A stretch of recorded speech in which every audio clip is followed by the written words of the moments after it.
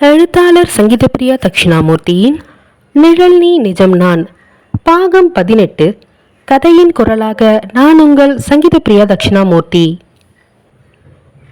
யாழினி குழந்தை எடுத்து கொடுத்த சீட்டை வாங்கி பிரித்து பார்த்தவள் அதிலிருந்த பெயரை கண்டு முகம் சுருக்கினாள். அவளின் செயல் கண்டு அனைவரும் பதறி போயினர். என்ன ஆச்சுடி, அதில் என்ன பெயர் போட்டிருக்கு? ஏன் இப்படி முகத்தை வச்சிருக்க என்று மரகதம் அவசரமாக கேட்க, அவளோ பாவமாய் தன் தாயை நிமிர்ந்து பார்த்தவள், ஆதிரான்னு பேர் போட்டு இருக்குமா என்றாள் சோகமாக. அவள் கூறியதை கேட்டு உற்சாகத்தில் துள்ளி குதித்தான் சூர்யா.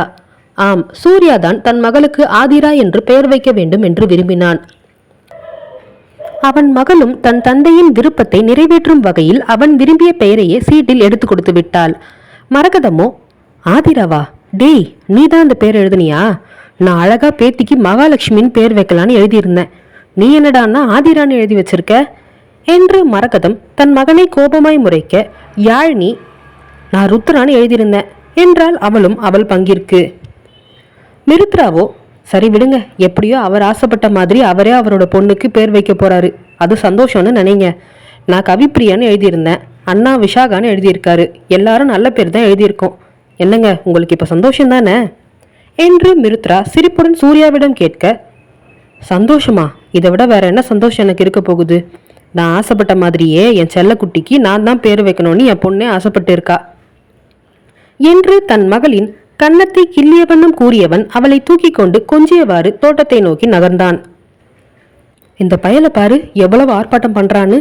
அதுக்கு ஏத்த மாதிரி இந்த சின்ன வாளும் அவங்க அப்பா என்ன பேர் வைக்கணும்னு ஆசைப்பட்டானோ அந்த சீட்டையே எடுத்து கொடுத்துருக்கா. அப்பாவுக்கும் பொண்ணுக்கும் எவ்வளோ பாசம் என்று மரகதம் கூற, நீங்கள் சொல்கிறது என்னமோ உண்மைதான் அத்தை. என்னன்னு தெரியல, பாப்பா அவர்கிட்ட ரொம்ப அட்டாச்சாக இருக்கா. இந்த வயசுலேயே அவளுக்கு அவங்க அப்பா பட்ட கஷ்டம் எல்லாம் புரியுதோ என்னமோ தெரியல என்று மிருத்ரா குழந்தையை பார்த்த வண்ணம் கூற, அவள் அண்ணா கிட்ட மட்டும் இல்லை அண்ணி, எல்லார்கிட்டையும் அப்படி தான் இருப்பா. இன்னும் கேட்டால் இந்த வயசில் இருக்கிற நிறைய குழந்தைங்க அதிகமாக சேட்டை பண்ணுவாங்க. தனக்கு ஒரு பொருள் வேணும்னா அடம் பிடிச்சு கேட்டு வாங்குவாங்க. ஆனால் பாப்பா அந்த விஷயத்தில் அப்படி இல்லவே இல்லை. ரொம்ப அமைதியாக இருப்பா, எது கொடுத்தாலும் விளையாடுவா. சாப்பாடு விஷயத்தில் கூட ஆரம்பத்தில் தான் சாப்பிட மாட்டேன்னு அடம் பிடிச்சிட்டு இருந்தா. நீங்கள் அதுக்கப்புறம் சாப்பாடு கொடுக்க ஆரம்பித்த பிறகு அதையும் அவள் பழகிட்டா. அவள் ரொம்ப சமத்து பொண்ணு என்று யாழினியும் கூற, தன் நண்பனின் மகளை பெருமையாக பார்த்தான் மித்ரன். அதோ இதோ என்று குழந்தைக்கு பெயர் வைக்கும் நிகழ்ச்சி நடக்கும் நாளும் வந்துவிட்டது. காலை வேலையிலேயே பரபரப்பாக வேலை செய்து கொண்டிருந்தாள் மிருத்ரா. எதுக்கு இவ்வளோ பதட்டப்படுற மிரு?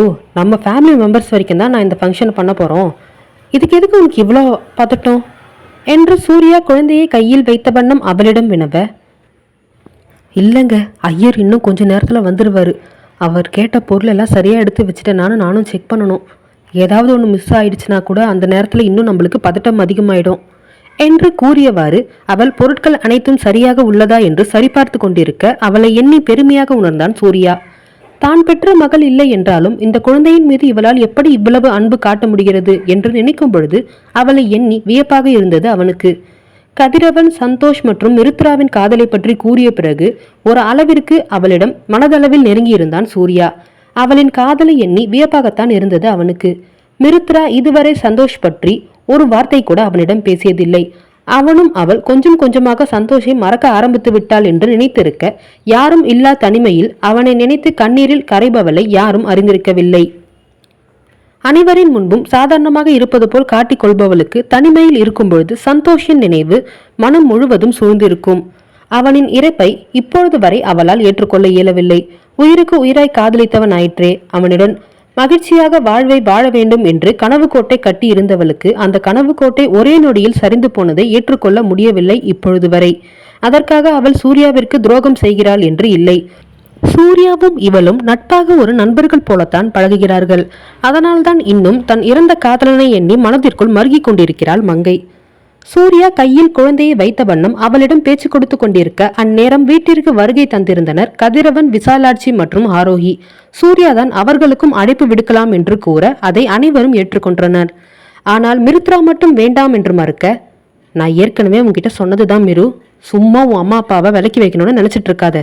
உனக்கு ஒண்ணுனா அவங்க தான் நாளைக்கு வந்து பார்க்கணும் என்று அவன் கோபமாக கூறியிருக்க, ஏன் நீங்க பார்க்க மாட்டீங்களா என்றால் கோபமாக அவள். நான் பார்ப்பேன் தான், இல்லைன்னு சொல்லலை. அதுக்காக அவங்க உன்னோட அப்பா அம்மா இல்லைன்னு ஆகிடாதுல்ல. அதை முதல்ல புரிஞ்சுக்கோ என்று அவனும் பதிலுக்கு கோபமாய் பேச அதன் பிறகு அவள் எதுவும் சொல்லவில்லை.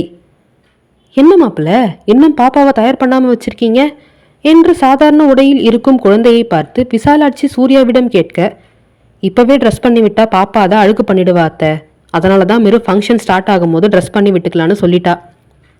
ஐயர் இன்னும் கொஞ்ச நேரத்துல வந்துருவாரு, அவர் வந்த பிறகு பாப்பாவை தயார் பண்ணிடலாம் என்று அவன் கூறும் பொழுதே ஐயர் வீட்டுக்கு வந்திருந்தார்.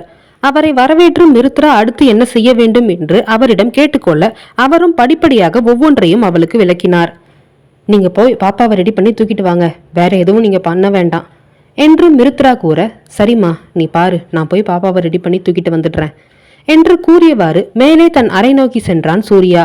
இங்கு விசாலாட்சி தன் மகளின் அருகே சென்றவர், உனக்கு இங்கே எல்லாமே செட் ஆகிடுச்சா மிரு என்றார் அன்பொழுக. அதில் திரும்பி அவரை ஒரு பார்வை பார்த்தவள், என்னை யாரும் இங்கே பாரமா நினைக்கல, அதனால எல்லார் கூடவும் நான் சந்தோஷமா தான் இருக்கேன் என்றால் முகத்தில் அடித்தது போல். தாங்கள் பேசியதற்கான எதிர்வினைதான் இது என்று எண்ணிய விசாலாட்சிக்கு சட்டென்று கண்களில் கண்ணீர் துளிர்த்துவிட, கதிரவன் தன் மனைவியை காயப்படுத்தும் மகளை கோபமாக ஏதோ பேச வந்தார். ஆனால் அதை தடுத்து விட்டார் விசாலாட்சி.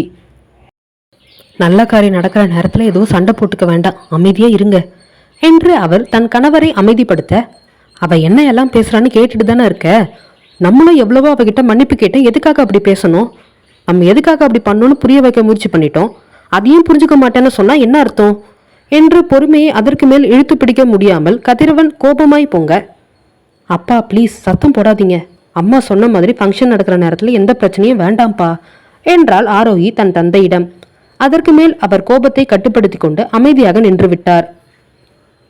சிறிது நேரத்தில் நிகழ்ச்சி ஆரம்பிக்க குழந்தையை தொட்டிலில் போட சொன்ன ஐயரோ குழந்தையின் நாக்கில் தேனை தடவி காதில் என்ன பெயர் வைக்க வேண்டுமோ அதை 3 முறை கூறுமாறு பணிக்க, அதை ஏற்று சூர்யா தன் மகளுக்கு ஐயர் கூறியதை அப்படியே செய்து அவள் காதில் ஆதிரா என்று 3 முறை கூறினான். அனைவரும் அவன் பின்னே ஒருவர் ஒருவராக குழந்தைக்கு அந்த பெயரை சூட்ட, குழந்தையோ அதை கேட்டு கலகலவென்று சிரித்தது. நிகழ்ச்சி சுபமாக முடிய ஐயருக்கு என்ன செய்ய வேண்டுமோ அதை செய்து அவரை அனுப்பி வைத்தனர் சூர்யா மற்றும் மிருத்ரா தம்பதியினர். பின்பு அனைவரும் ஒன்றாக அமர்ந்து உணவு உண்ணலாம் என்று முடிவெடுத்து இருக்க, டைனிங் டேபிள் முன்பு போடப்பட்டிருந்த இருக்கையில் அனைவரும் அமர்ந்தனர். மரகதம் மற்றும் மிருத்ரா யாழினி மூவரும் பரிமாற ஆரம்பிக்க, சூர்யாவோ யாழினியை அழைத்து, நீ முதல்ல உட்கார்ந்து சாப்பிடு, பிரெக்னெண்டா இருக்கிற நேரத்துல நீ தான் முதல்ல சாப்பிடணும் என்று அவன் கூற, இல்லைண்ணா எனக்கு இப்ப பசிக்கல, நீங்க எல்லாரும் முதல்ல சாப்பிட்டு முடிங்க, அப்புறம் நான் அம்மா கூடவும் அண்ணி கூடவும் சாப்பிட்டுக்கிறேன் என்று அவள் கூற, அதற்கு மேல் அவளை யாரும் வற்புறுத்தவில்லை.